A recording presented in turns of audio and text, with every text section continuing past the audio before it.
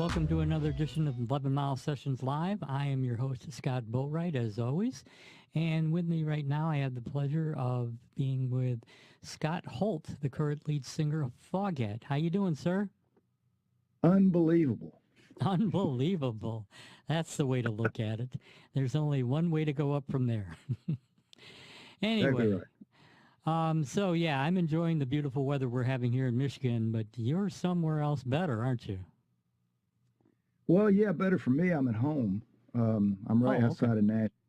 Yeah, so it's a nice day here. Hmm. I'm jealous. I really am.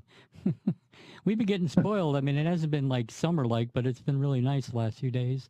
Then all of a sudden we just got snow and sleet and everything else dropped on us Oh, all at once. Not enough oh to really man. stop anything, but just enough to make it ugly and unpleasant.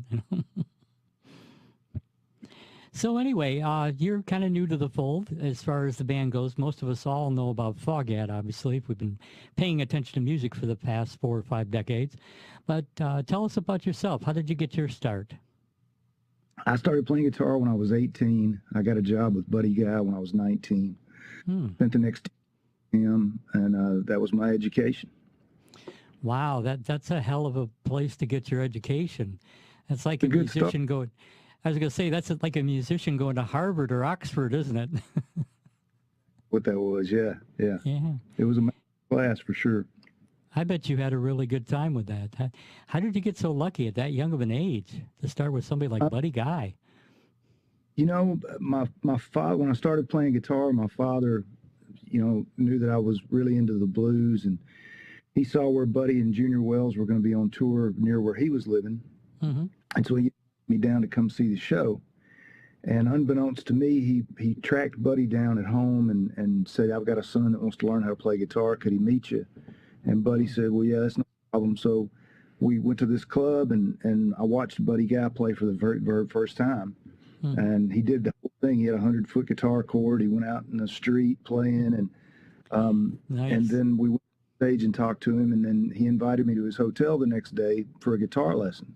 Hmm. So I went to his hotel room the next day, and we just sat across from each other and played guitar for 4 hours, and he just told me all the stories, about Sonny Boy Williamson and Little Walter, and um, after about a year of us just staying in touch and me Hmm. sitting in with him a few times, he offered me the gig, and I jumped on it. So Wow. That's talk about fate just playing right into your hands, huh? I'm real fortunate. I was really blessed. Wow. So you hung out with him for 10 years. He seems like he's a really nice guy, huh? He was like a mentor for you?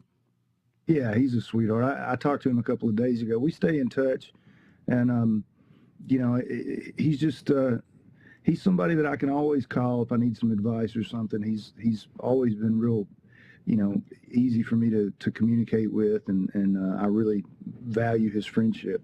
Hmm. Yeah, and he's one of the few greats, if you will, that are still around, still alive and Yeah, kicking. But blues world especially. yeah, yeah, yeah. But okay. So how did you meet these members of Foghat? Who did you hook up with first? Was it Roger or one of the other members? A mutual friend of ours, Roger, and the band were looking for understudies for each member of the band in case somebody couldn't make a gig or whatever. Hmm. Hmm. And a friend of ours introduced us and suggested me as a stand-by for Charlie, who was the singer at the time. Hmm. And so I met Roger, and we just hit it off, right from the start, and I went down to their studio in Florida and jammed with Roger and with Brian and Craig McGregor, who was still alive at the time. He was the bassist. Hmm.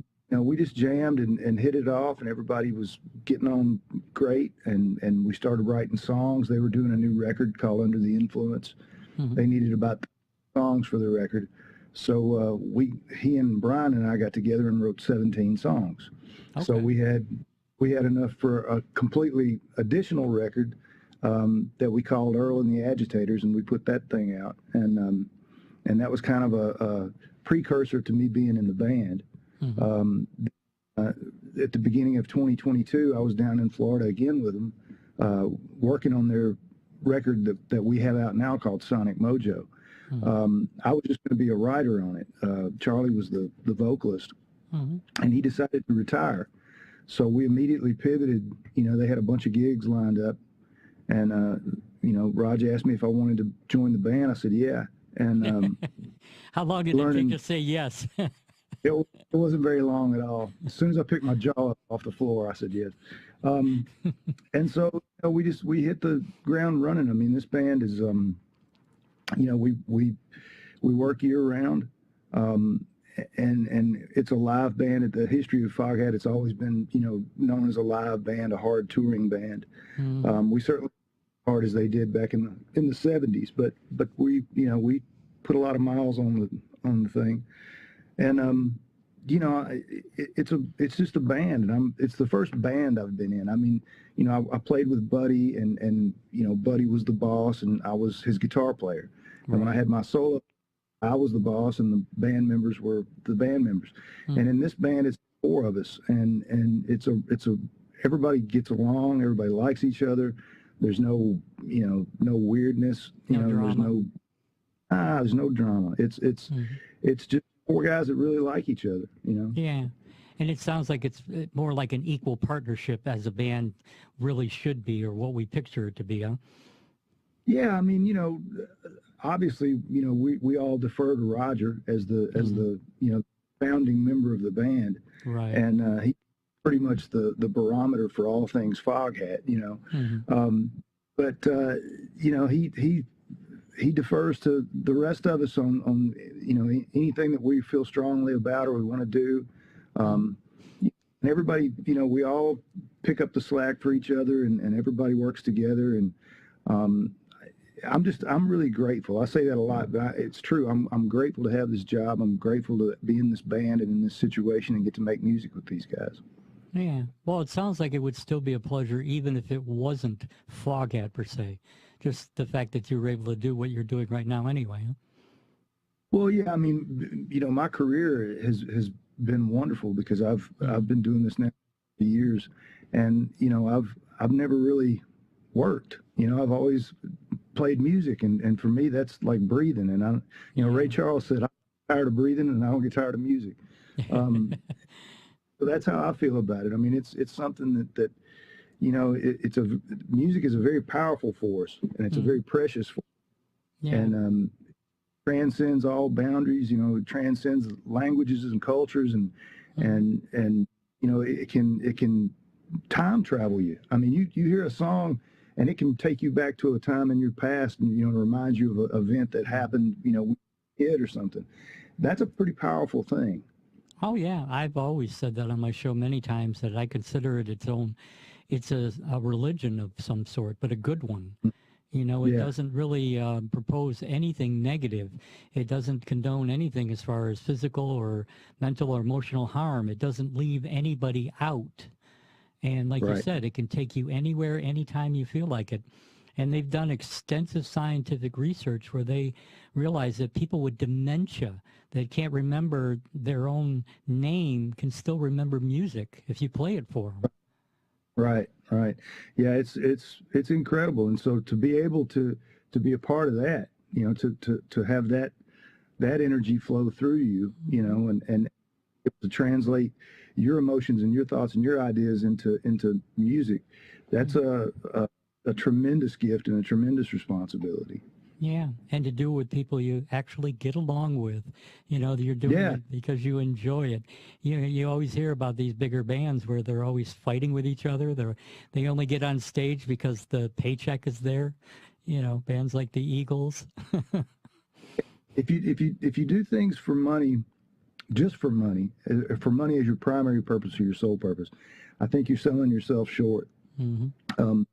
I feel sorry for the guys that are trapped in those situations, you know, where the only way they can make this big payday is to spend time with people that they don't want to be around. Right. And they exist in this toxic environment. I think it's a terrible way to go through life, you know? Yeah. I don't envy them, even if they are making lots of money. No, either. So you had all kinds of the songs that you had a part or mostly written for this new album. And I was reading the stuff that John sent me. I guess Kim Simmons had a hand in 3 of those songs for the new one. He sure did. Yeah, the original plan, because Roger and Kim go back to the Savoy Brown days. Roger was the Right. drummer in Savoy.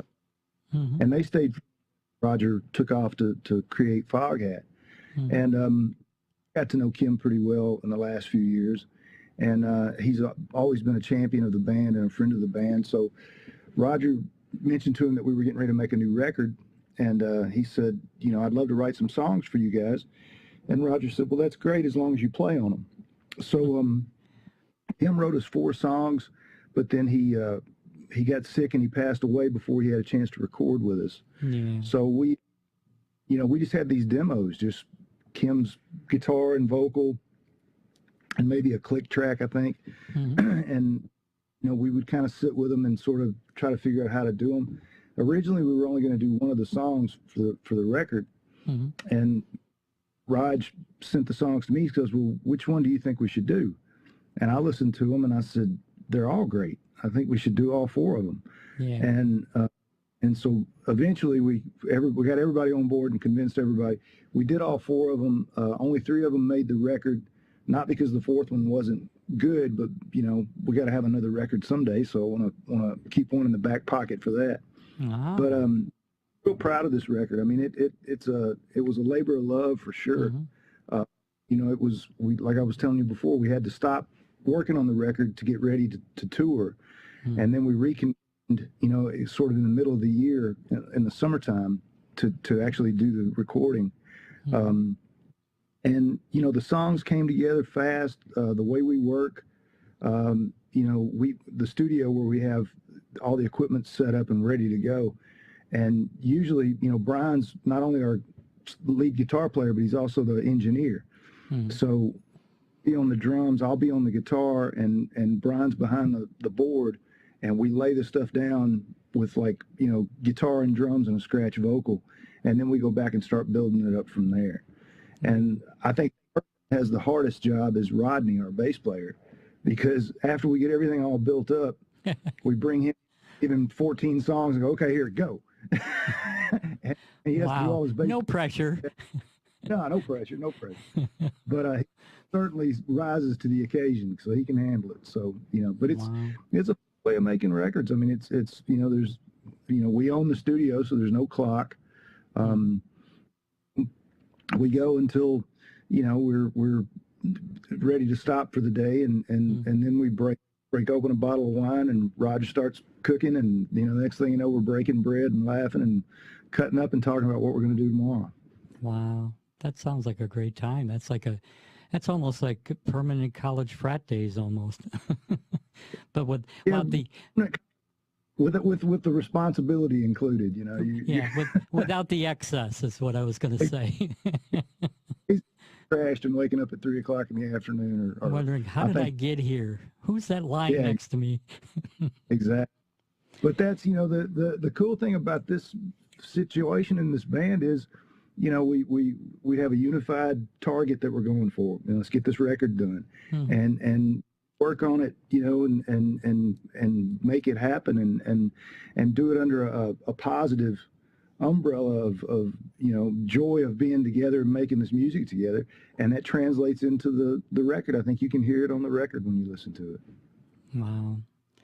It's sad to say, though, but it's, you know, highly lacking in the way people do things these days. Even the bands that are successful now, it doesn't sound like what they're doing. I mean, it's more about the hype. It's more about media. It's more about followers.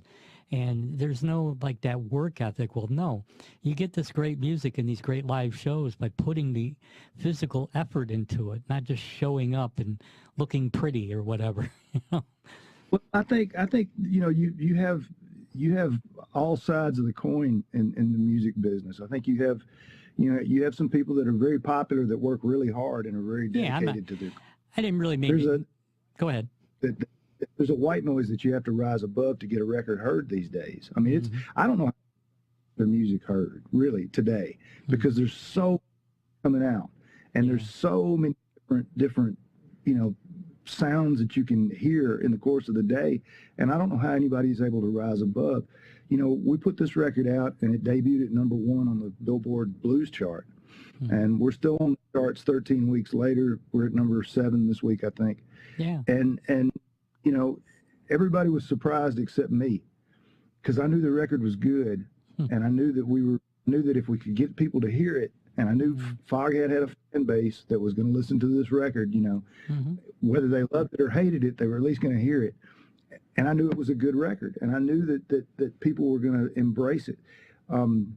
It's you know, I mean, it's fun to be in a band that works as hard as we do, and you know, but I don't have any, you know, animosity towards anybody else. I appreciate all the other artists, and they're all working hard in their own way, and everybody's got their own strategy how they're getting heard. So yeah, I wasn't trying to make a broad statement. It does exist, but there's so you've many got people. somebody in mind. What's that? I said you've got somebody specific in mind. No, I don't. It's just a lot of the younger acts I see. I mean, I actually book a tavern locally here in the Detroit area, and for every really good band that I can tell is doing what we're talking about, the hard work and touring and actually putting an effort into, like, no, this is what they want to do. You've got the others that just think because they have all these followers that's good enough. People are going to show up just because of that, and it doesn't work that way. No, it's the music business is and it's a pretty steep learning curve for any artist that goes down this path.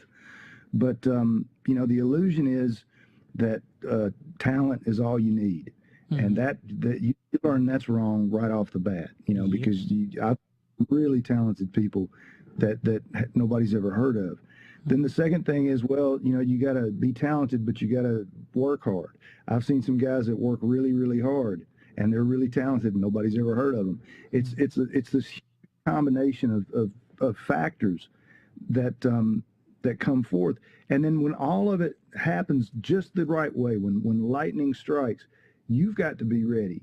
You've got to be prepared to engage that.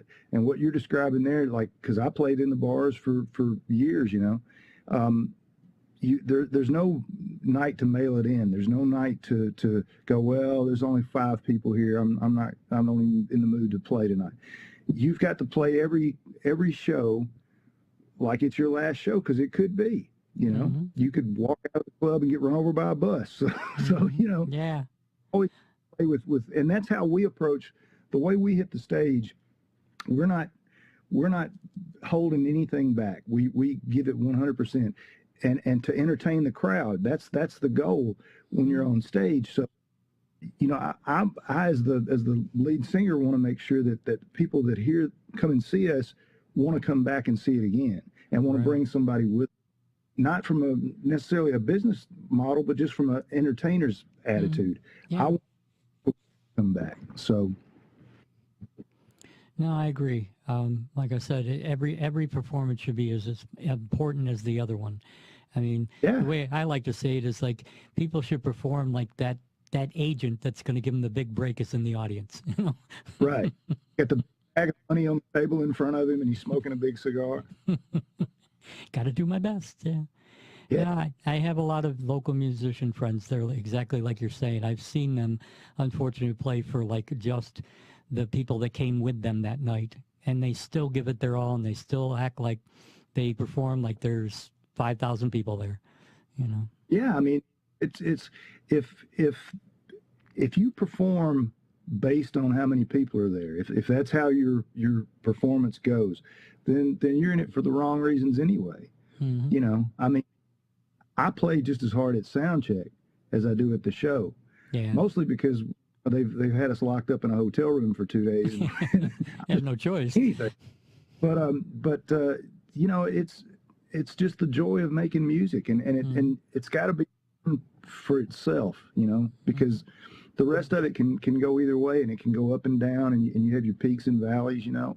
I mean, I've had shows where, you know, when I was with Buddy, we opened for the Rolling Stones. So I've been on huge stages in front of massive crowds. Right. I've also played in a club where the only person there was the bartender, and he left. So there was nobody, and in the entire room there was no one, and we Wow. played, and we had to play for 4 hours. So you know, I mean, Whoa. it can go either way, you know. Man. All right. Well, so this new album, it's called Sonic Mojo.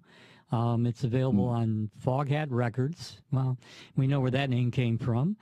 And it's been out a while, I guess. It got released late last year. It's been out for 13 weeks. Okay. But you said it's been really charting well on the blues chart, Billboard, so that's a great thing. It's almost kind of nice that they break it into categories now, because the pop one, I can't even figure out who's on those anymore. It's like, who is that? Who is that? Yeah. Well, I'm got a daughter. She's 24, and she's a big music fan. So she all her life she's kept me posted on who's who, and Hmm. you know I more about Harry Styles and Taylor Swift and Selena Gomez than I ever thought I would, Yeah. because she's always playing me the new stuff. So Hmm. Well, them I've heard of, but then there's other ones. It's like, wow, I have no clue who that is. well, the thing is, I own a record store here in Columbia, the town that I live in, with a partner of mine, Yeah. and our store manager, the guy that runs the business for us, I'll go in sometimes and I'll pick up a record and go, "Who is this?" And they go, "Man, we've sold 50 copies of that. I don't know who that guy is, but he's selling like hotcakes." Yeah. It just, it's like the white noise we were talking about earlier. There's so much of it out there that there's no way you can keep track of everything. Not You know, I anymore, mean, no. I love music. Music is with me every day. And I like new music. There's a lot of good new music. But just before we started talking, my turntable back there's got the Beatles on it. So I was listening to the Beatles today. And they're what, 40, 50 years old. So, I mean, it's music doesn't have a shelf life. It's good music is good music. So that's why Slow Ride's still on the radio. Yeah, it sure is. God, I remember seeing that live for the first time in '78. Wow. Oh, yeah. Yeah, it's at Cobo I bet Arena that, here in Detroit, man. But, yeah. you could tell that they were road warriors back then even. It was all about the live performance. Because to be Yeah. honest with you, even back then, I thought Foghat was okay as far as the record itself. Listening it on a turntable, yeah, they're pretty good. But seeing them Right. live, that's what made the difference. It was like, oh my God.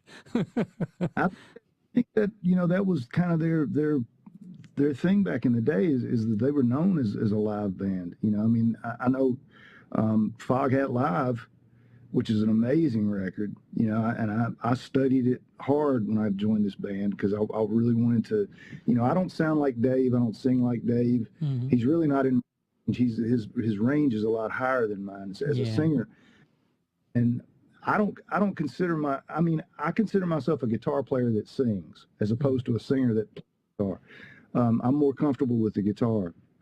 But when I got in this band, I really listened to Dave's phrasing because I wanted to be respectful of the melodies and the things that he was doing, not to imitate him, have that as a source, where I could kind of Right. look to it and this is how I'll approach it.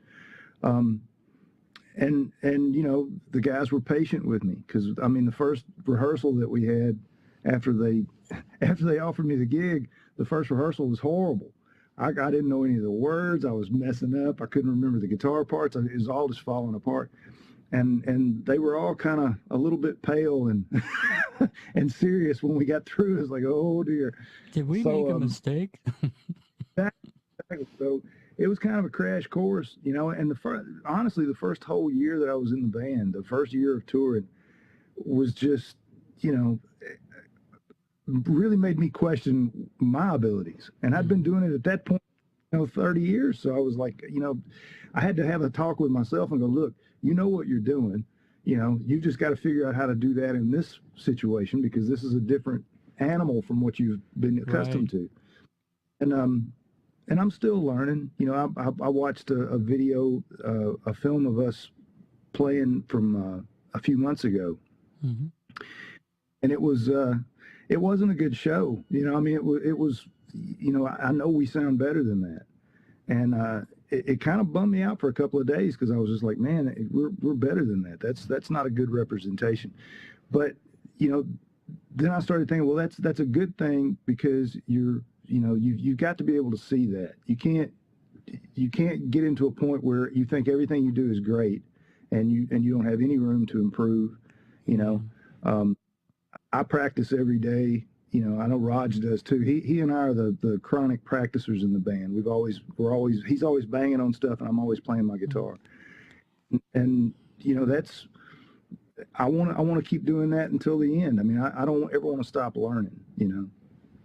A truly good sign of a musician is someone that realizes that there's always room for improvement. There's always room to grow. You know, you stop improving and growing when you pass on. That's it. That's exactly right. That's the only time you can't get any better. As far as we. Yeah, we don't know. Hope maybe if we're lucky, there is something up there like equivalent to music wise. Eh? But, Sure, there is. So this is great. We have a new album, first one in many years. It's available on Foghat Records, and I'm sure you can go to any of the streaming platforms if you want to look for it. I take it. Yeah, it's available. Go to the website, the Foghat website, and you can get autographed copies. It's out on vinyl as well as CD, and there's all kinds of Sonic Mojo merch that ties in with it that you can get. So yeah. I heard there's like a package even. If I read it correctly, it's almost like the CD and the album or something like that. You can get like a deluxe package.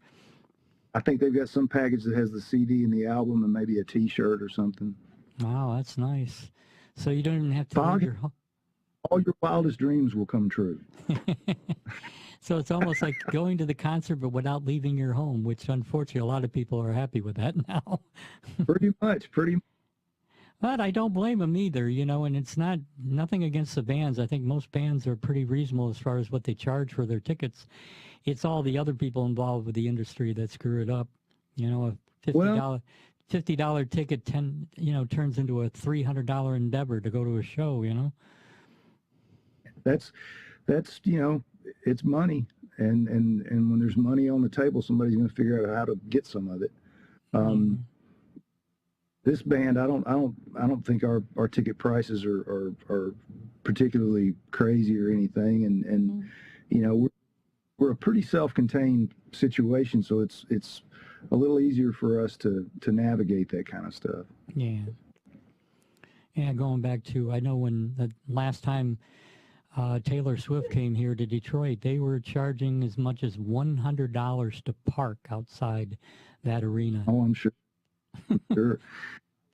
Daughter was interested in going to see Taylor, and I went on one of the secondary ticket sales things to see about getting a couple of tickets. No, they're $1,600. You know, $2,000. And that was for the cheap seats. Exactly. Where do I get to sit for that? Behind her. I would behind hope. this big pole.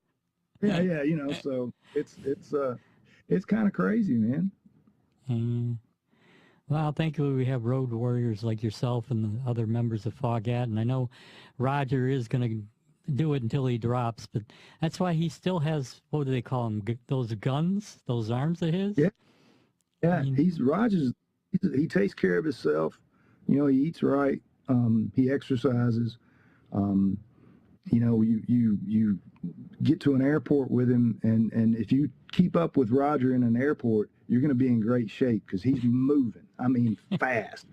So and he's the oldest one, right? I mean, you know, you keep up with Roger and you'll be all right. God bless him. That's great. Well, I'm really happy that Foghat is still going. I wish you and the boys continued success in everything you do, especially Foghat or anything else that comes around in the future. Really appreciate you taking the time to talk with us, Scott. Hopefully you'll come back sometime later this year, maybe in the area and tour. We can get a chance to see you play live, you know. I hope so. All right. Well, once again, Scott Holt from Foghat, and you can pick up their latest release, Sonic Mojo, at all the usual places. All right. Thanks again, sir, and you have a good one. You too, man. Take care. All right. You too. Bye-bye.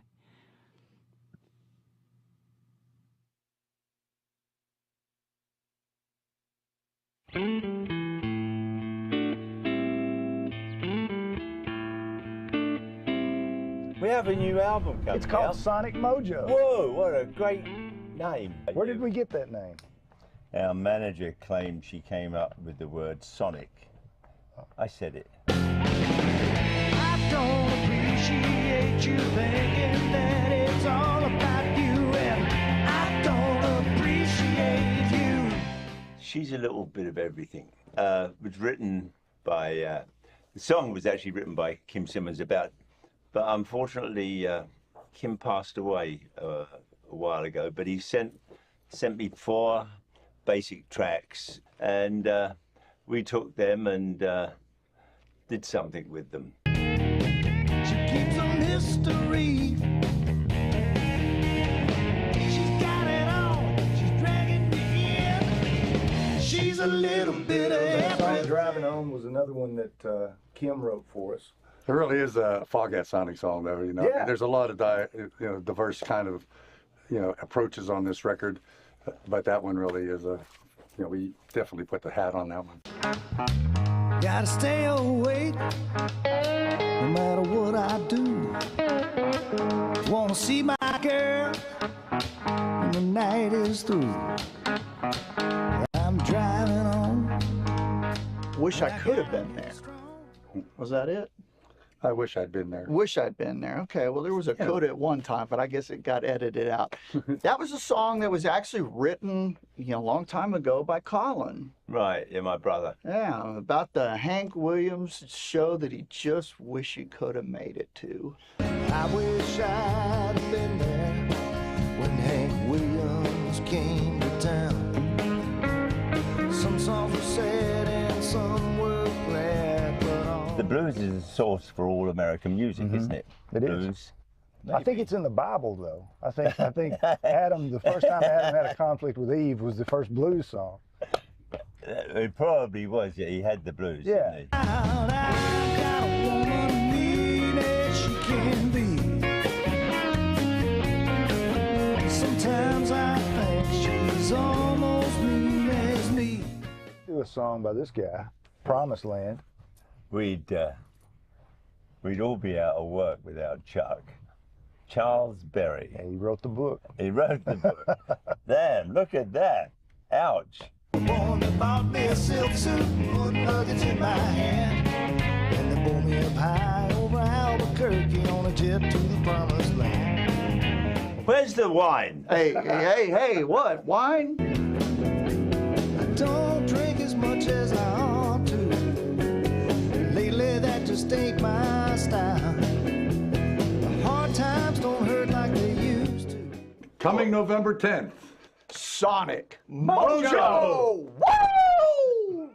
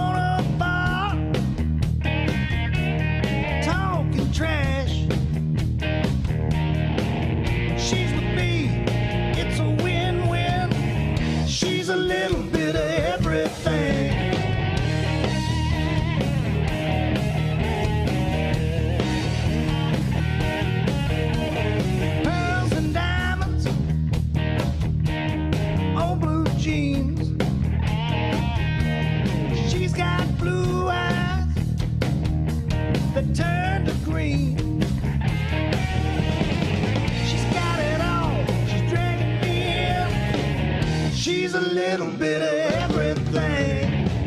She's with me, it's a win-win. She's a little bit of everything. She's got it all, she's dragging me in. She's a little bit of everything.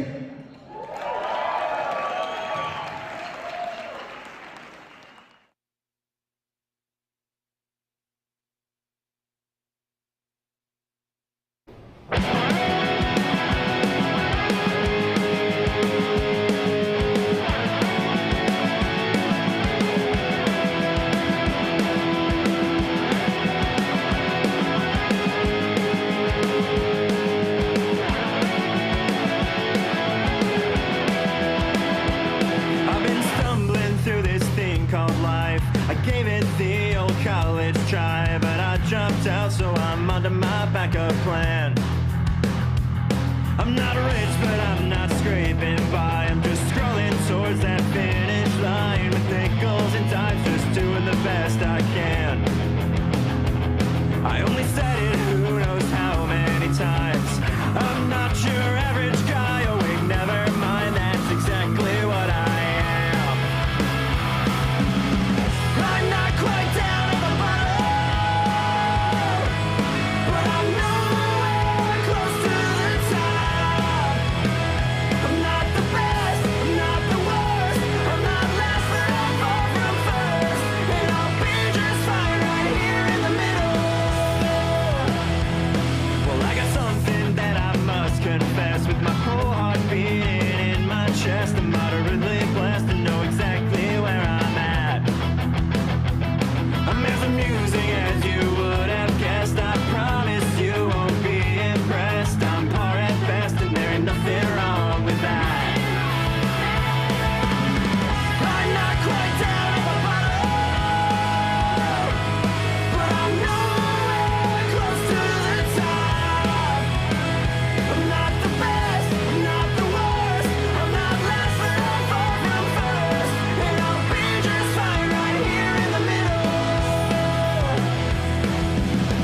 Well, I'm not gonna blow you away, but you'll still feel the breeze. And nothing comes easy for me. I'm ordinary, I'm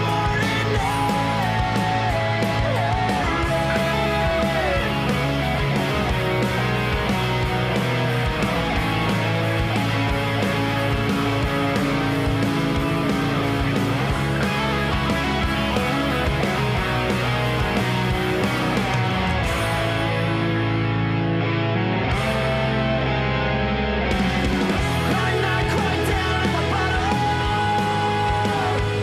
but I'm nowhere close to the top. I'm not the best, I'm not the worst, I'm not last, but I'm far from first. And I'll be just fine right here in the middle.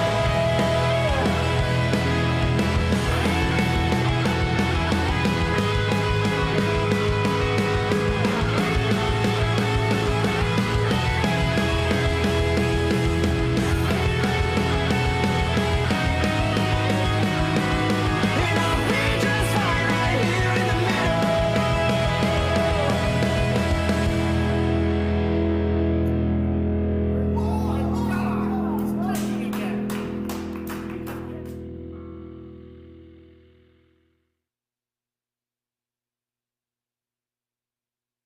So are we having fun yet? Tell me, are you upset? And when it's going after what you wanted, become with it. Something like that.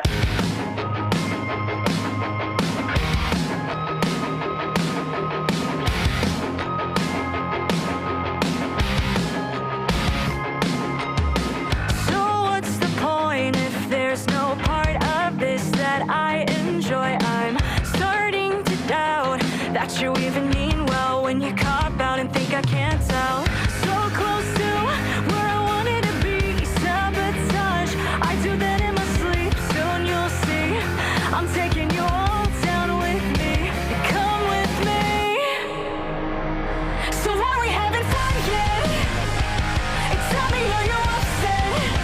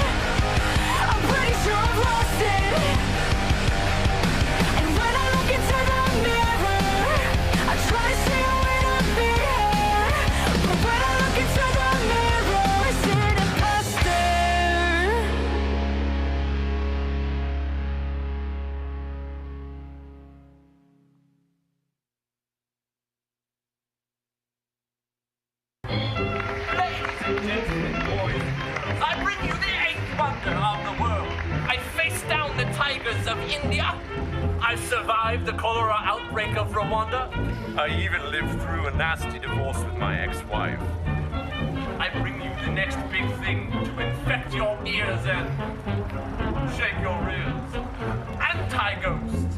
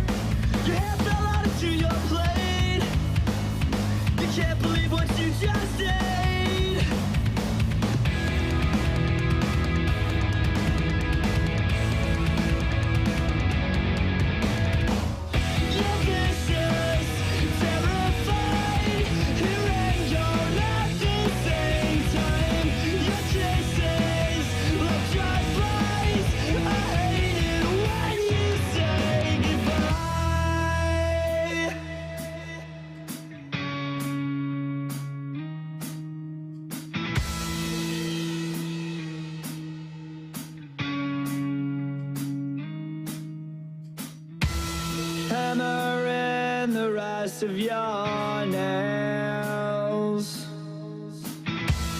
Load the ships and set the sails. You can't hide inside the cold. Will find its way into your bones. Whoa.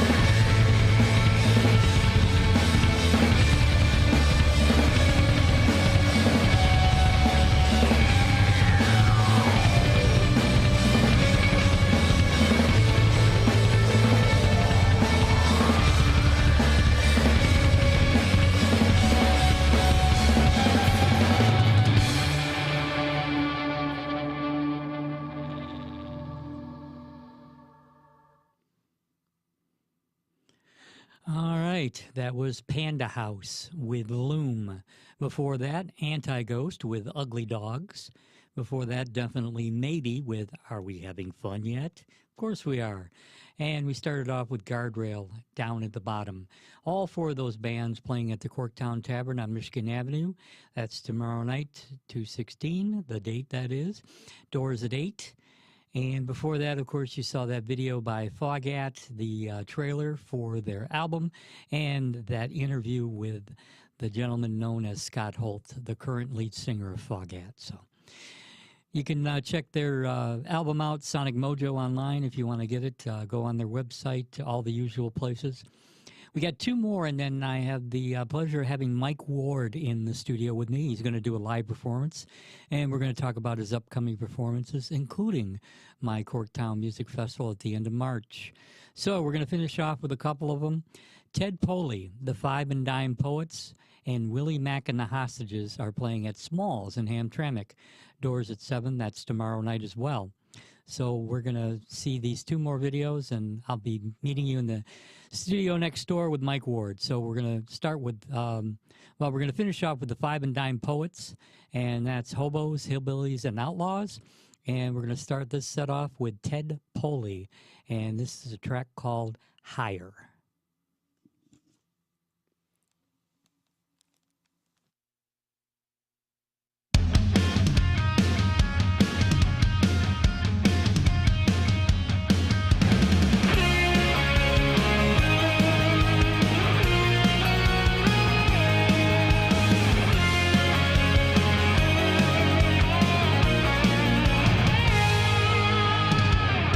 I've learned the past is never far. You can't forget where you've been, but darling, I know who you are. And all you never thought you'd lose leaves you feeling weaker now. And all the words you meant to say left for another day. Take me higher above these lonely streets.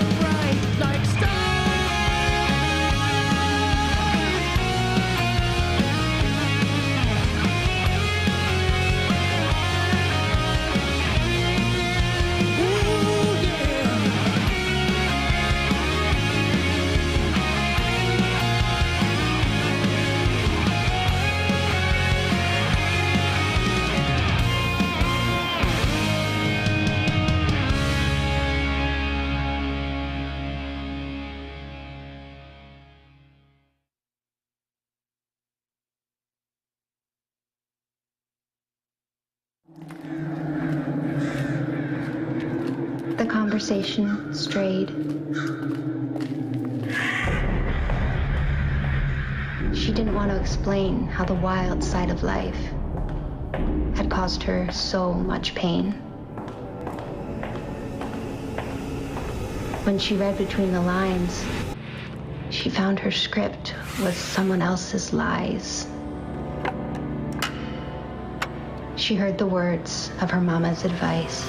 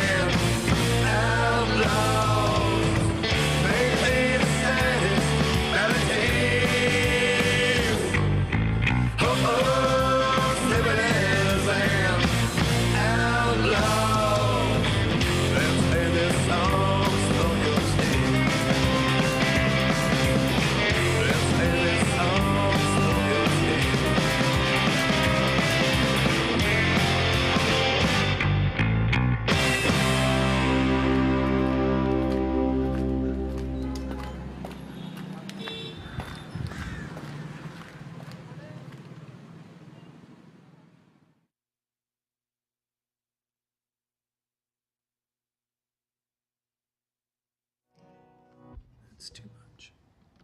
Too much. All right. Welcome to another edition of 11 Mile Sessions Live. And I have the one, the only, the incomparable, comparable, the stupendous, the magnificent, 10 other superfluous adjectives. Mike Ward. How you doing, Mike? I'm doing good, Scott. How are you? Thanks. Boy, that's quite a lead-in. I don't know if I deserve that. Well, you're going to have to work hard for the next hour. All right. I'll be working hard. I'll be working hard. Welcome back. Thanks. Like we were talking about, you were like the first one. Man. You know? That just, that's hard to believe. That how long ago was that? Was that like 3 years ago? Or? 2. 2? But okay. still, next month, it was sometime in March. I don't remember the exact date. Yeah. Time does fly. Yeah, I know. Years don't mean anything when you get older, do they? Yeah, right. Decades maybe, yeah, but exactly. years, no. Well, you know, as I say in some of my introductions to certain songs, I've got more miles behind me than I have in front of me.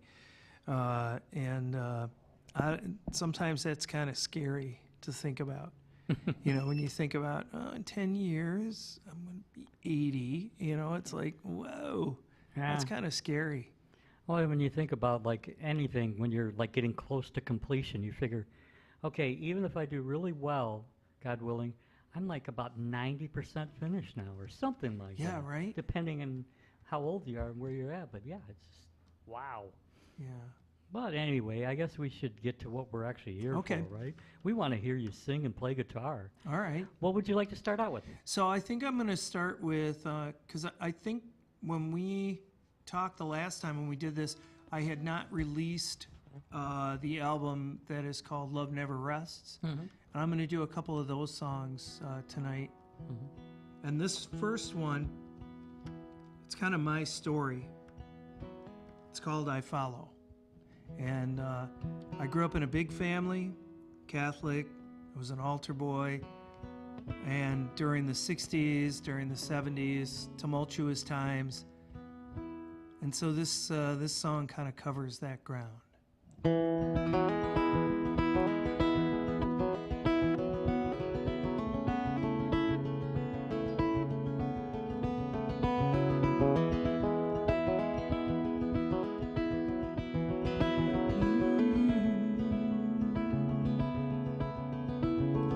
I followed my sisters and brothers. I followed the temptation of others, worked hard to fit in. Inside a different skin, I begged, stole and borrowed. Mostly I followed.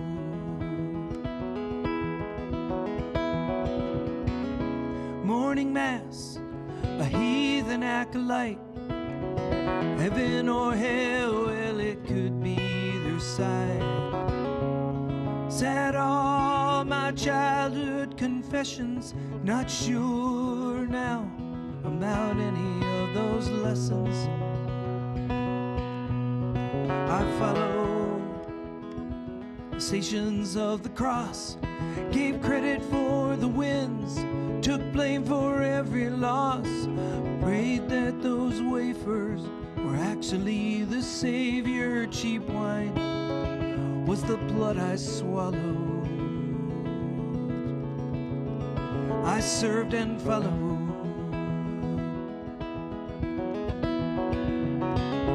Cut off jeans and faded t-shirts, six-pack cigarettes, driving round the outskirts, wasting our lives, our futures, our pasts, hoping to death that the die had not been cast. I followed the dream we were sold, could not tell the truth from the lies we were told, tried to outrun things that I've done just to make it through tomorrow. Oh, I follow.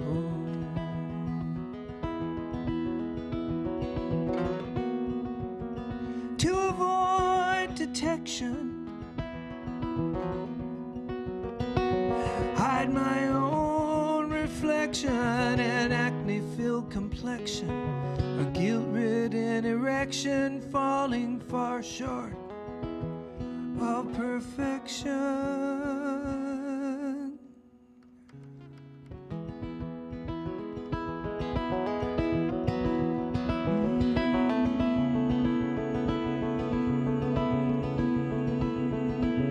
Now I follow a road less traveled, turn by turn.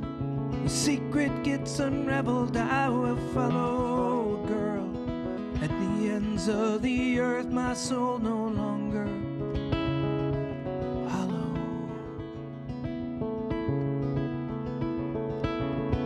My heart I follow. Oh, I follow. My heart I follow. Oh, I follow.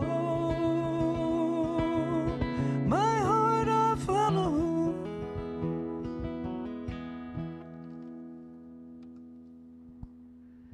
All righty. I follow. Okay, so that's from your latest, your Yeah, newest? yeah. When did you complete that? Let's see. I'm trying to put the timing here. We finished it last. Let's see. In the late fall and winter of 2022, going into 2023, and then we released it in June. Okay. So we did all the final mixes, and we were still doing that into early 2023. Mm-hmm. And then, we wanted to give ourselves enough lead time to try and get radio play, try and get reviews. Right. And we brought, Angie and I have done a lot of the legwork on the previous 3 albums and the EP. And we brought Lori Stratton in this last time to help us with PR, to help us with some of the writing, with some of the connections to reviews and things like that. And it's so time consuming to send all those emails and drop all that, the music, and you're sending out CDs and you're sending out drop boxes and everything like that. And she was just really helpful keeping it organized for the 2 of us. Okay, so it really made a difference having Lori aboard. Definitely. Okay. Yeah, I think it did. I mean, just small things like, getting featured in the Detroit News and getting some nice spot. I have a good relationship with Jeff Milo, and, he was really great about promoting it. Yeah. We ended up doing the release show at the Ferndale Library. Okay. I had Sarah Gibson play cello. Mm-hmm. And so as opposed to doing what we did on Particles to Pearls, which was getting as many of the players as we could to the Trinity House stage and doing a full band, I just, I wanted to do it simpler for the release this time. And kind of, we ended up doing sort of a series of shows that were release shows. We didn't have one show. But the first one was the Ferndale Library. Okay, so multiple release shows for your release, not other artists. Okay. No. Okay, so you kind of did like a little tour circuit. Yeah, and last year was from a performance standpoint, from playing out standpoint, I did almost 125 shows last year. Wow. And I won't do that many this year. We were just saying yes to everything, and now we're saying yes to a fewer things, but still good things. And the other thing this year that we have is my son's getting married in June in Brooklyn, so we've got a chunk of time devoted to that. So I can imagine the proud parents and. Yep, we're excited about that. That takes the entire year all by itself, planning that all out. These kids, they're not kids anymore. My son's 42, and Emily, I'm not exactly sure where she stands on age. I think she's about 35. So they're older. They've got careers. They're used to organizing things. They've got everything organized. Oh. And they just point us in the right direction. Wow. So there's an argument for not pushing your kids to get married too young. Right. When they're ready, they go off and they go, okay, here's where we're having the wedding, here's where we're having the reception, here's where we're doing this, and part of it is it's in Brooklyn and we're not there. So they are. Yeah. So they know kind of what they wanted to do. Right, and they can't expect you to do it long distance from the Detroit area. And her parents are from Ann Arbor. Oh, wow.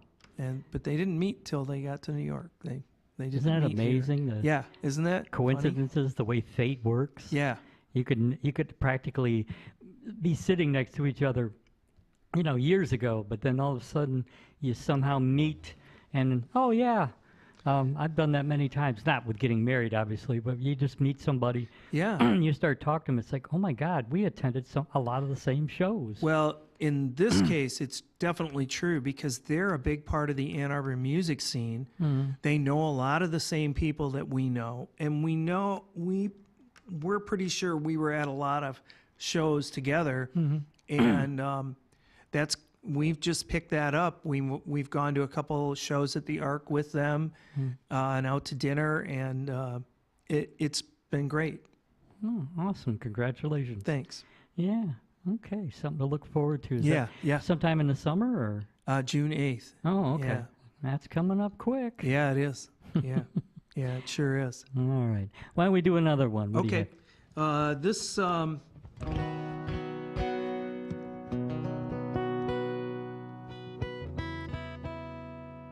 is called All We're Hoping For.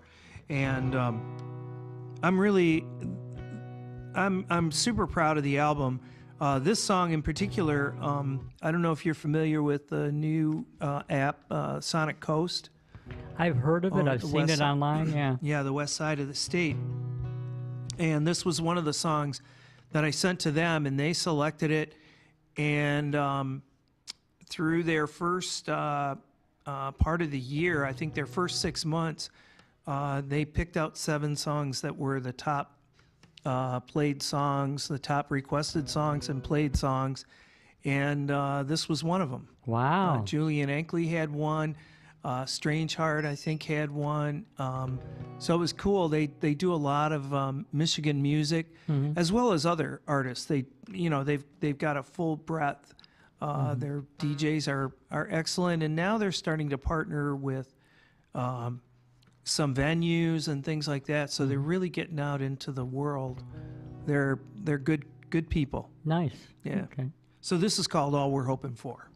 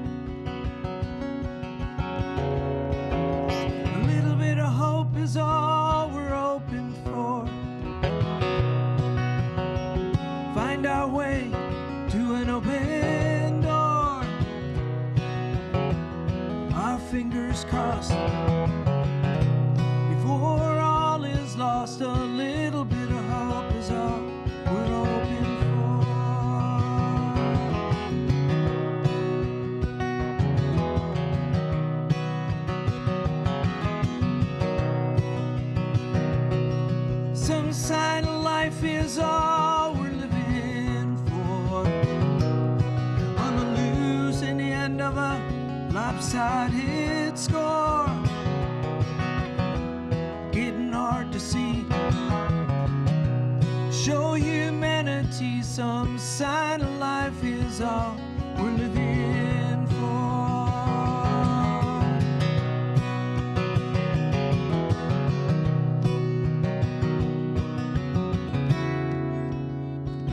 Who feels the loss? Which side will win?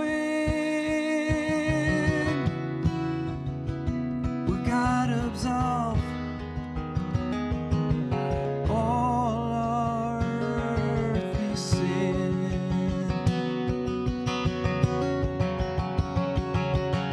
An honest act of love is all we're longing for. Unchain the prisoners of this war. Free to forgive and at last admit an honest act of love is all we're longing for.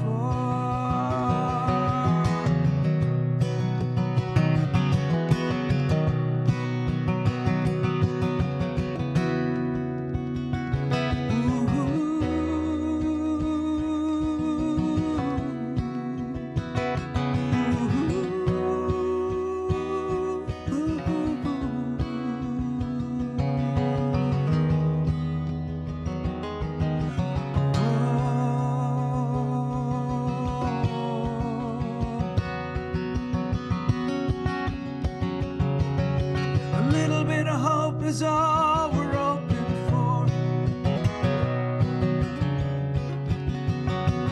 Find our way to an open door. Our fingers crossed. Before all is lost, a little bit of hope is all we're hoping for. At the end of our rope, under a microscope, a little bit of hope is all we're hoping for. A little bit of hope is all we're hoping for. A little bit of hope is all.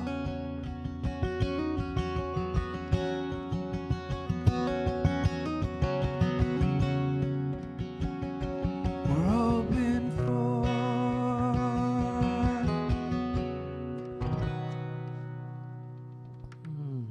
All right. So that's off the latest as well? Yeah. Yeah, and we had fun, again, just like the Darkness and on Particles, we had a lot of area players involved. Larry Lebec played pedal steel. We had Grant Flick from Ann Arbor playing violin on a few tracks, as well as Lucy Little, who played on my first record, We Wonder. She does long distance stuff where I sent her the tracks. She sent us her parts, and then we mixed them in, and that was great. But we had Michael Shimon, we had Amy Petty, Jill Jack, Giacomo, my daughter Amelia, Judy Brown, Annie Bacon. We had a lot of players, and Dave, of course, Dave Roof, Aaron Markowitz, Dave Keeney. Wow. Yeah. So, because some of the recordings for Love Never Rests were done during when we started doing the recordings for Particles to Pearls. And a couple songs also ended up on the EP called Troubled Times. We did 22 songs, but we only released Particles. We only released a few, 11 on that, then the EP, and then we had some new songs that we added, and then released Love Never Rests. Wow. So for our listeners, viewers, whatever, Yeah. that don't know Mike Ward that well, how many releases do you have now altogether? So I've got, let's see, 4 full albums and the EP, and then 1 single, which is Career Advice. I did that as a single because I knew it wouldn't get radio play because it's I don't know, can I say it here? Don't be a dick. Yeah. Is the career advice that I gave.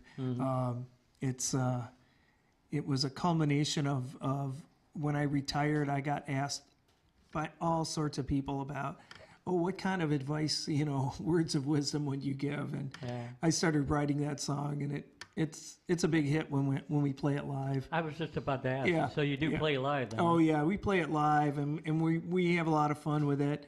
And we did koozies with "Don't Be a Dick," and at Wheatland last year we sold out of them because people just, it's a good sentiment. It's so Don't be a dick. It's catchy, isn't Yeah. it? So I you mean, get it is good advice. I mean, when you're coming up in the workforce, when you get out of college or whatever you're doing, man, when you get a job, just don't be a dick. You'll be surprised. how many times they can come back and bite you in the ass. Yeah. It's like that whole show, Curb Your Enthusiasm. Oh. Every episode, he pays Totally, for it, right? Totally. Yeah, and it's like, somebody's. I read, I think I read it, or somebody said it to me. They said, be careful who you step on the way up in your career, because you're going to run into them on the way down. Mm-hmm. And in advertising, that was definitely true. Any kind of business. Yeah. That all of a sudden one day you're looking across and your boss is like 20 years, 30 years younger, and you're like going, I better it's a good thing I was really nice to that person when they were first here. Yeah, and they just started in the mailroom, so to speak, you know? Yeah, Yeah, no, you're for right. sure. You just never know. Yeah, but and all the albums are on my website. So it's psychosongs.com. And, you know, when people see Psycho Songs that, you know, aren't familiar with me, they kind of have a funny reaction, Yes. you know, but yeah. Tell us again about that. That is a cool story. Yeah, my nickname growing up as a hockey player with a really bad temper was Psycho Ward. Oh. And it followed me to the workplace. So you were a probert when you were young, huh? Not necessarily a probert, but I was an irritant, and I had a really bad temper, and I would spend a lot of time in the penalty box. And when I started working, I was pretty high strung, and I would punch walls, and I broke my knuckle punching walls. And, you know, at a certain point, I kind of got over that, and I learned how to control that. And so later in my life, when people would see that, they would go, "You don't strike me as a psycho," you know. But I said, "Well, come out on the ice sometime." And Yeah. But I had always, when I was writing music, and even when I was just recording demos and copywriting them, I was published. I had kind of a, you know, not a money-making publishing, but as a publishing thing, I would call it Psycho Songs. Yeah. And when I had freelance design, I would call it Psychographics, you know. So it was like, it stuck with me. And then when I first released on iTunes and on Spotify, I just did it as Mike Ward. And there was another Mike Ward who was this really awful comic from Montreal, really filthy. And his stuff was all over my YouTube page and all over my Spotify. And so in order to separate that, I added Psycho Songs to it, and that helped. Alleviated. Yeah, and you know, I have had some people kind of look at me and go, "Well, I don't think your songs are Psycho Songs," but I'm not worried about it. Well, you get their attention. Yeah. They remember it, and Yeah. there's, you know, if you really do some digging, there's got to be a lot of Mike Wards out there. Oh, there's tons. Yeah, Yeah. Yeah. I know. Toward the beginning of us knowing each other, I used to try to do that. Even just on Facebook, I go Mike Ward, and I get this full list. Oh, yeah. And when you finally told me, well, look for Psycho. So, oh, okay, that comes up immediately. Right, right. There's no digging. Yeah, yeah. So that becomes an easier moniker for people to grab onto. And the website, we redid it for Love Never Rests, and I've gotten a lot of good compliments on it. We had sought the advice of Faye Burns. She was doing some consulting when the Escaping Pavement kind of went by the wayside until she was sort of consulting a little bit. And I don't know if she still is, but she was really good at it.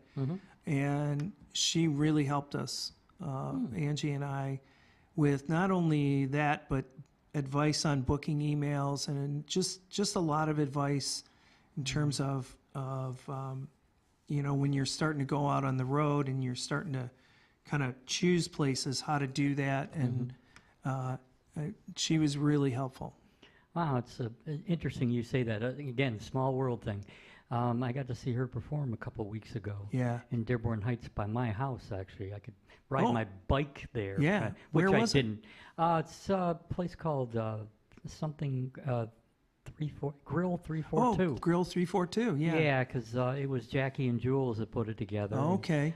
Dan Menard was there, and yeah, I saw that looked like a good show. Well, she has a new album coming out on Yeah. May 10th, and she's going to be here in the studio on May 9th. Good. With her band, The Embers. Yeah, they're really good. Yeah, I haven't seen her a long time. I mean, the last time I saw her, she was in Escaping Pavement with her now ex-husband, and that was at HFR. So you know how long ago that was. Yeah, yeah. Yeah. So. She's, yeah, the I saw her with the Embers last summer at Hollerfest. Really good. Okay. Really good. Okay. You'll enjoy it. So. Yeah, I forget sometimes how. And good she's been part of the Annie Cap's Badass Women that Annie put out an album last year that she enlisted roughly 40 women. It's all women. 40 angry women? No, this is not angry women. This is women who are tremendous artists, players, vocalists, guitar, bass, keyboards, engineer, recording artist, recording engineer, mixer. Every single person that worked on the album is a woman, and she had a desire to do it, and the songs were the right songs for it. It's an amazing album. I look forward to hearing it. Well, I will in 3 months, I guess. Yeah. But I remember what a great player she is, too. Faye is. Yeah, not just guitar, but... Yeah. Yeah. All right, why don't we get to another song? All right. Let's see. I'm going to do I guess this would be the closest thing to the title track. On all of the records that I put out, except We Wonder, which was the name of a song. The other albums, the titles have been buried in the songs. This song is called Currency of Forgiveness.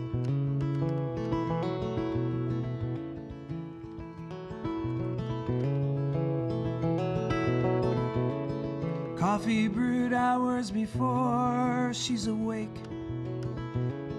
Hot water saved for the shower he takes. Drives with no sense of direction. Sometimes accepts a course correction.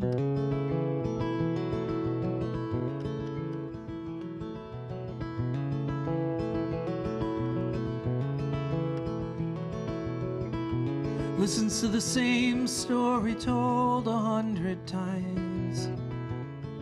Waits patiently at the end of the line. Holding doors, holding tongues. All evens out when our days are done. Worth all you have and nothing less. All the tears and years that you invest there from the moment you met. No IOUs, no repaid debts in the currency of forgiveness.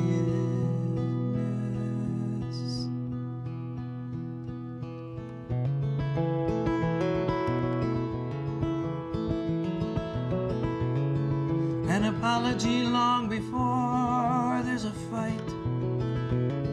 No admission of who's wrong or who's right. A half-hearted confession from some past life indiscretion. Worth all you have and nothing less.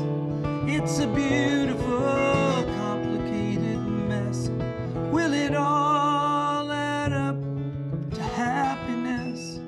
No IOUs, no repaid debts in the currency of forgiveness.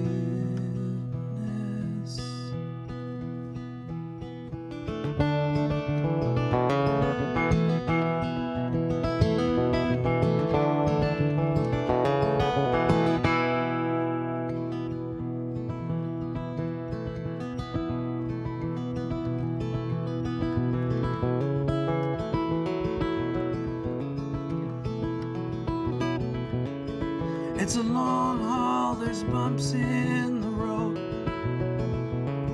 It's only heavy if you don't share the load. No regrets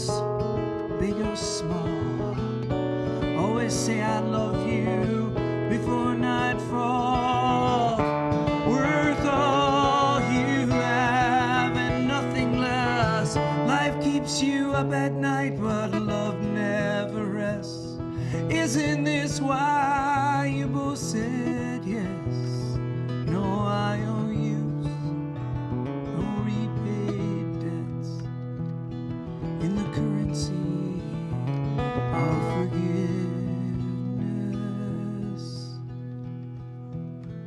In the currency of forgiveness.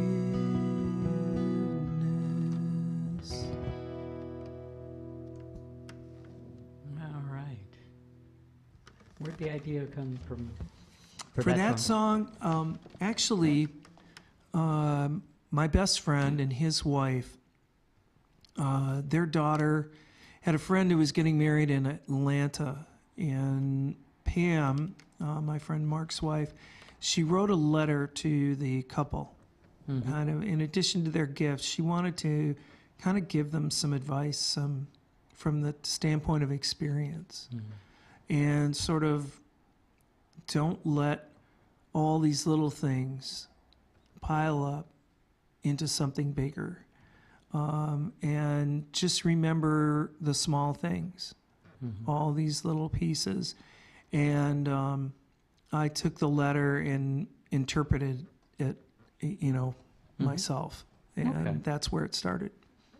Interesting. So it's really about relationships and the hard work that it takes to kind of keep them going.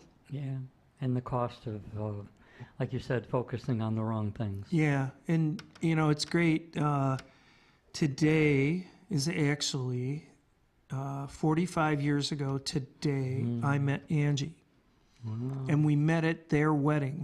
My friend Mark and his wife Pam, they got married on the 17th of February in 1979, and we met 2 days before that because I was in the wedding as the best man, and I was playing a couple songs, and my wife, whom I had not met at that point, was reading the Corinthians.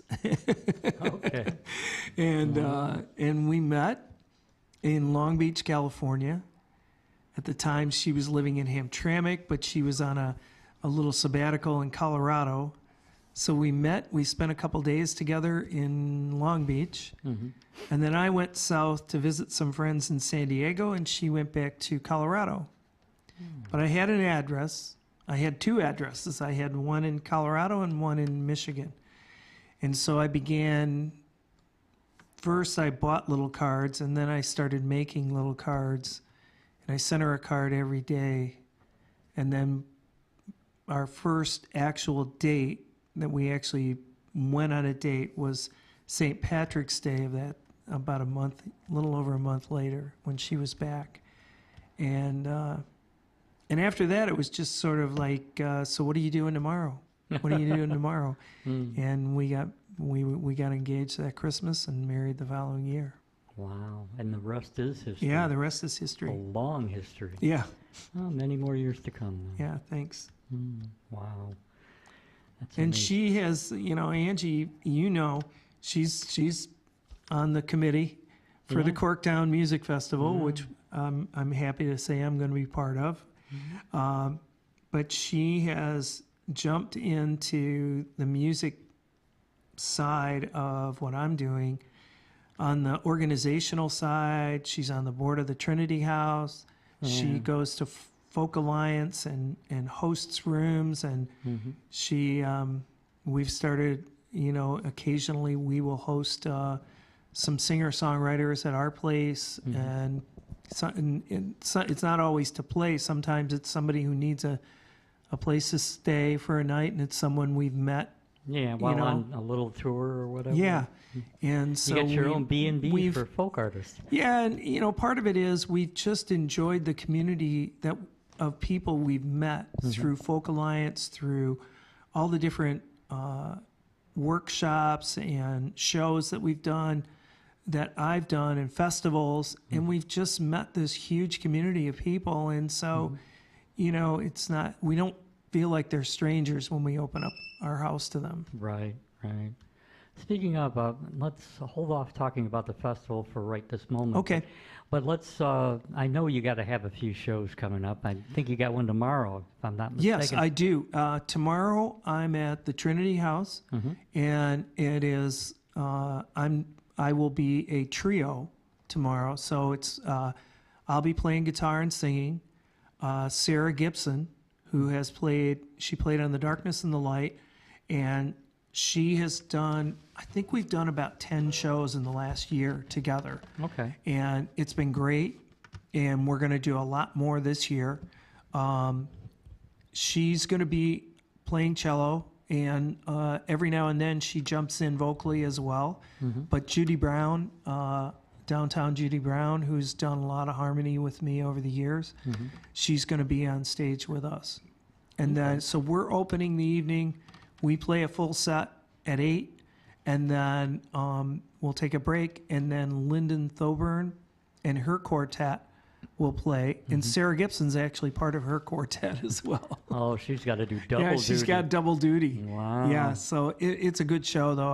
I'm really excited. I love the Trinity House. I love being on that stage. So that's in Livonia. That's Yep. on 6 Mile, is it? Yeah, on 6 Mile, right near I-75, or 275, I mean. 275. 275, yeah. A lot of stuff going on in that area around Yeah, yeah, Mm-hmm. yeah. It's a really cool little theater and all volunteer, organization, and they just put on some great shows there. So that's tomorrow night? yeah, that's tomorrow night, and Sure. then after that, I think the next show I have is I'm doing a house show out in Clarkston. Okay. And that's at a private residence, and they've formed a little group, and they're hosting. They hosted Aaron Markowitz and Ashley there, and then contacted me to see if I'd like to do one, and I'm excited. I love house shows.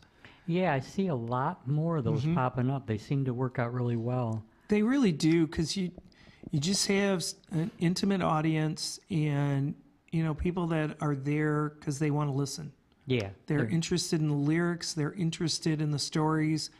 And so for me, it's it's really fun, because I've been doing a lot of songwriter rounds, and that I love doing those. But I have a lot of material, and I when you do a round, maybe you do 6 songs, maybe 7 at the most. Yeah. Which is really fun, and you get to participate with other performers.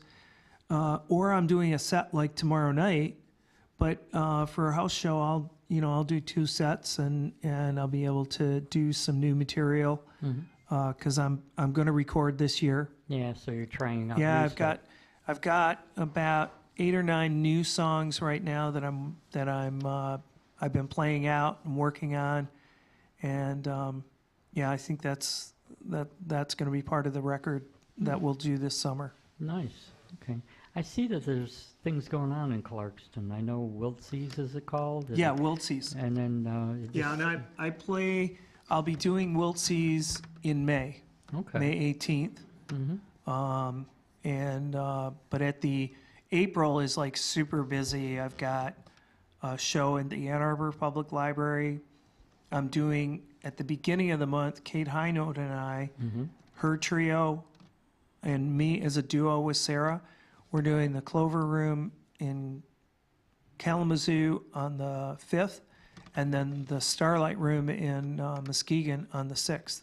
Yeah, I know you travel around the state Yeah, a yeah, lot. And yeah. Summertime, you can go up north a Yep. lot more often, of course. Yeah, we lucked out last week. We drove to Cleveland and back last Friday. Had this at the Lookabout Lodge. It's this old lodge that was built in 1938, and they do a fireside concert series there. Literally, there's a fire. There's fire, yeah, right behind us, behind Dave Roof and I, and it was so much fun. But when you think about driving to Cleveland in February, how bad it could have been. Oh yeah. And it was 64 degrees. It was awesome. You got lucky. You really we did. We did. We definitely did. So. All right. Let's do another song. Okay, I'm going to do a new song. Okay. This is a song inspired by an instrument that I grew up with. An old Gibson guitar, even though I'm playing it on my Martin. When I record it, I'll record it on the Gibson. So part of being in a big family was my mom, she played piano, and she wanted all of us to learn an instrument.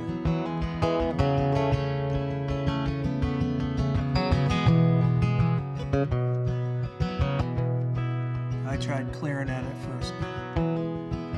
I'm glad you switched over. Back in 47, it was a gift from my mom. My dad never learned to play a single song. Us kids took turns, some got good, some not so great. Now it's here with the seventh son out of eight.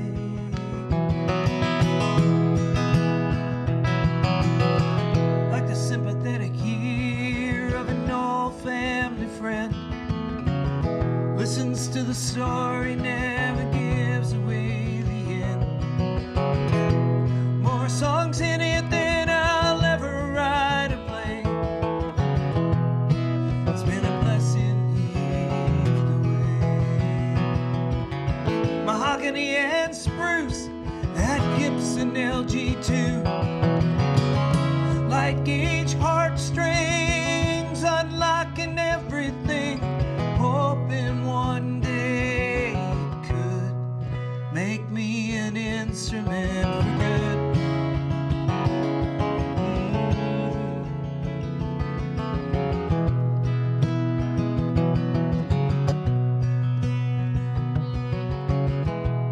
Brings us together round campfire flames, calling out injustice and taking names.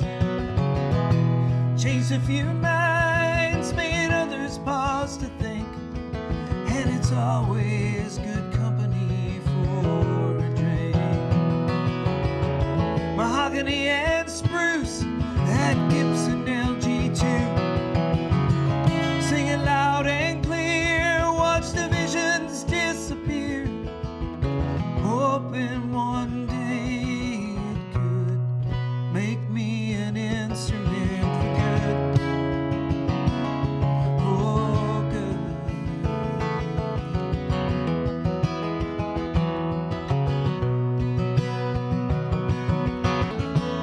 Made by hand in Kalamazoo,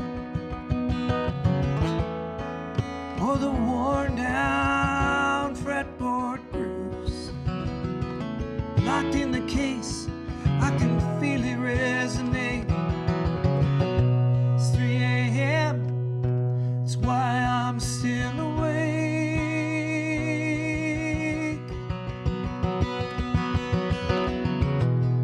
Now it guides me, shows which way to go. Some days takes the high road, some days the low.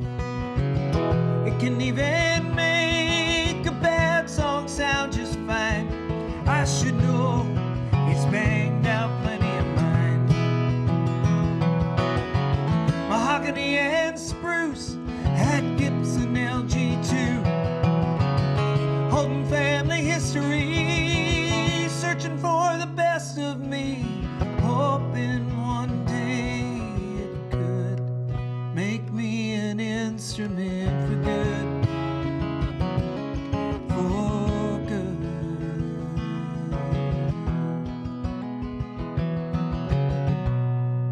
Make me an instrument for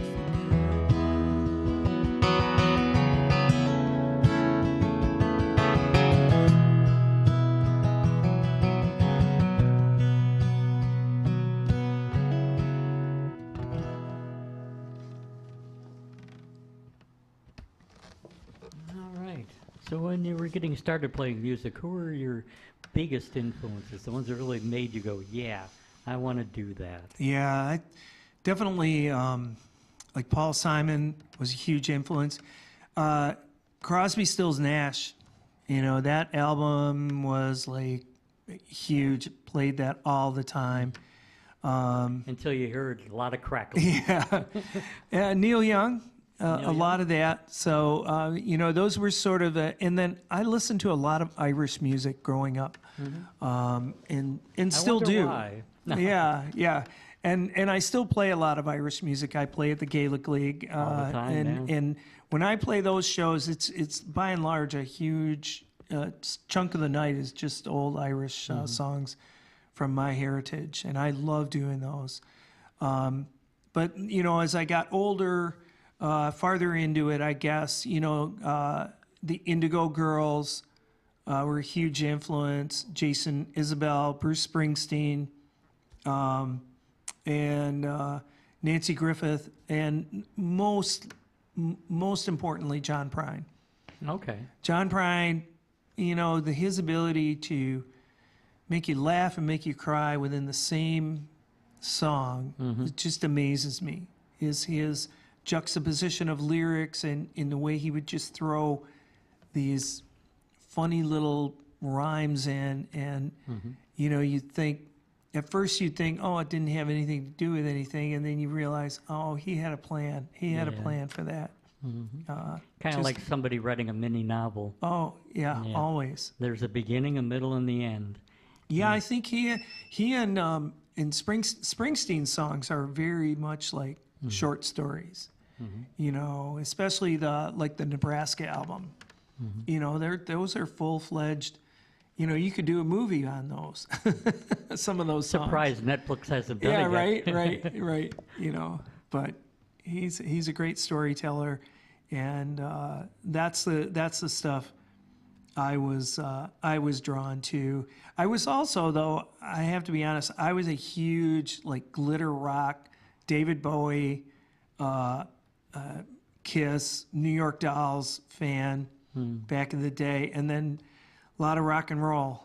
I was not a Beatles fan until later in life. I was a Stones fan, and I was a huge Rod Stewart fan. Not late Rod Stewart, like Faces, and you know, every picture solo. tells a story. Gasoline Alley. Yeah. Those older albums. You know, when he was with Jeff Beck on Jeff Beck Truth. You know, great stuff. And I love that.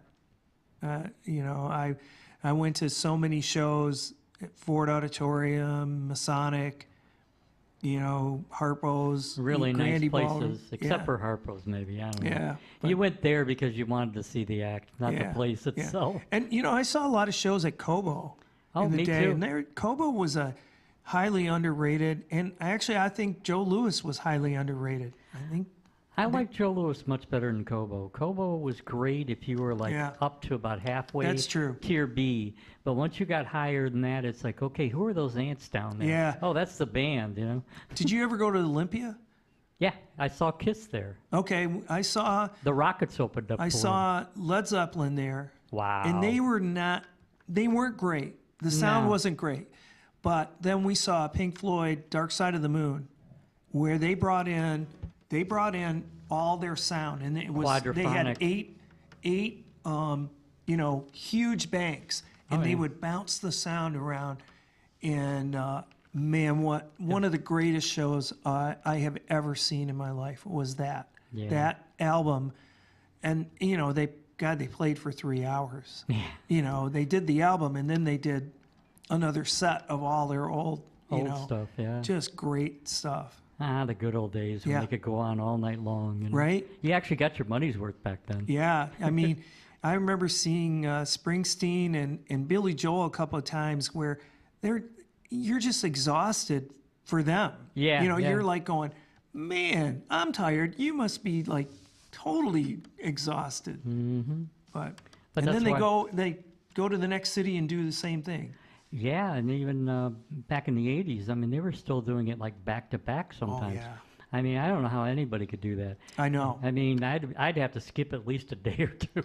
Yeah, and especially, you know, guys who, you know, like Springsteen, who would just punish his voice, you know, his vocal cords, or you know, some of the heavy hitters like that. I mean, that the reason that Zeppelin didn't sound good is that Robert Plant couldn't hit the notes the night we saw him.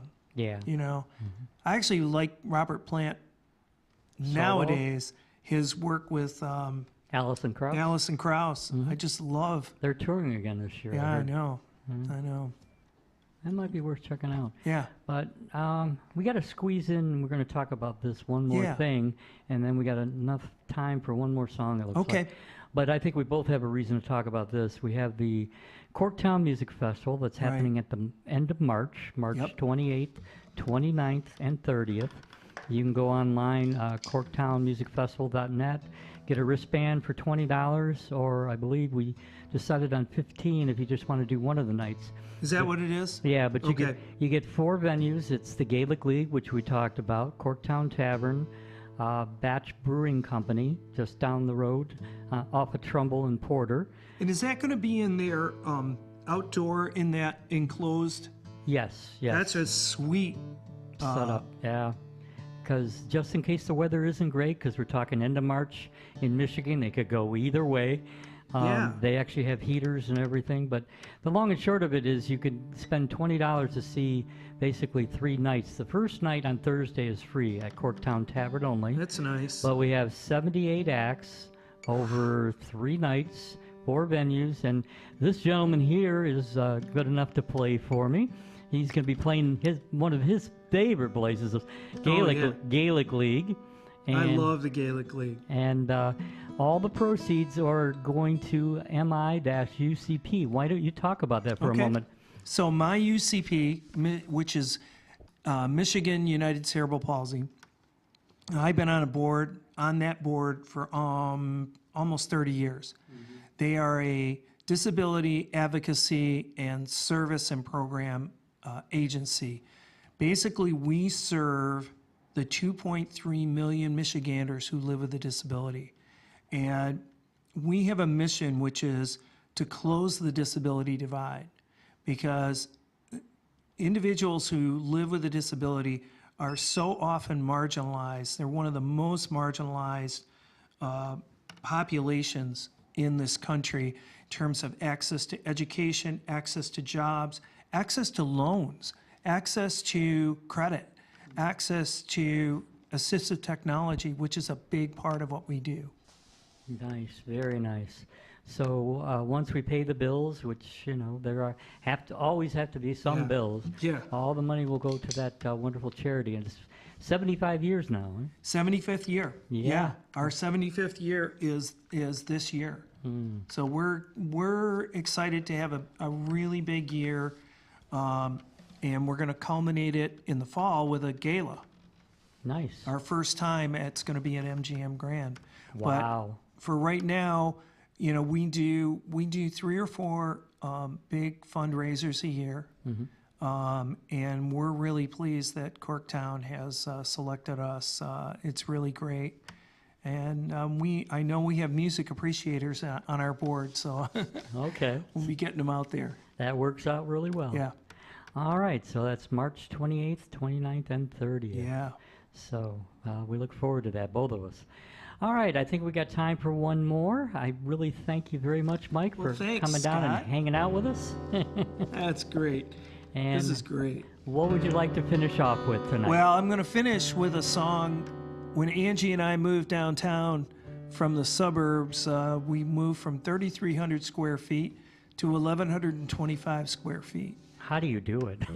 Well, we got rid of a car, we got rid of a lot of stuff, and we got compact. And that's what this song is called. Nice. Compact Life.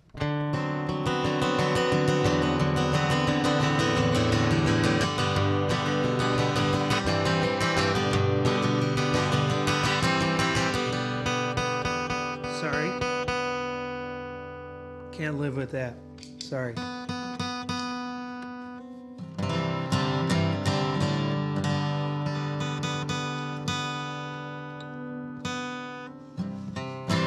There we go.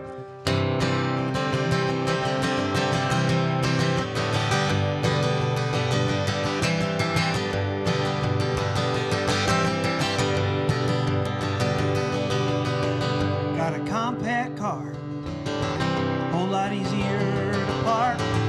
Fits in those hard-to-fit spaces, never apart. Street drag races, driving next to an SUV. Well, I feel a little puny.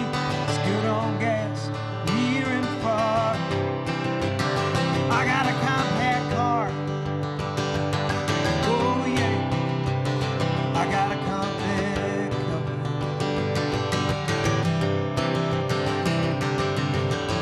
Got a compact build, 5'5", still strong-willed.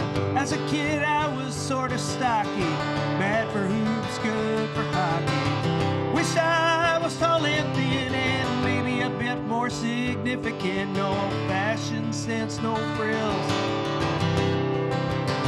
I got a compact build. Oh yeah, I got a compact build.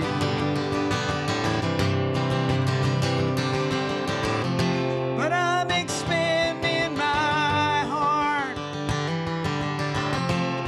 stretching out my soul, letting my spirit span this entire earthly globe. Ain't gonna let this moment go.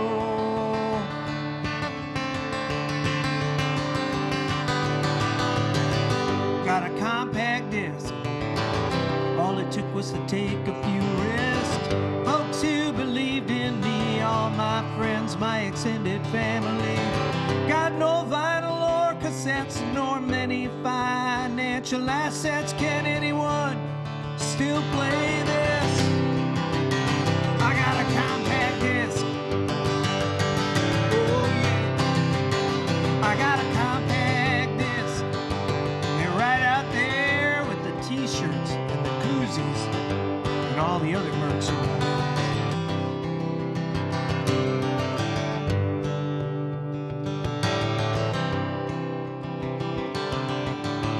Got a compact life. Some of you may wonder why. Downsized a few years ago. Here's what I've got to show. A smaller carbon footprint, a 43-year sacrament still makes me feel so alive. I got a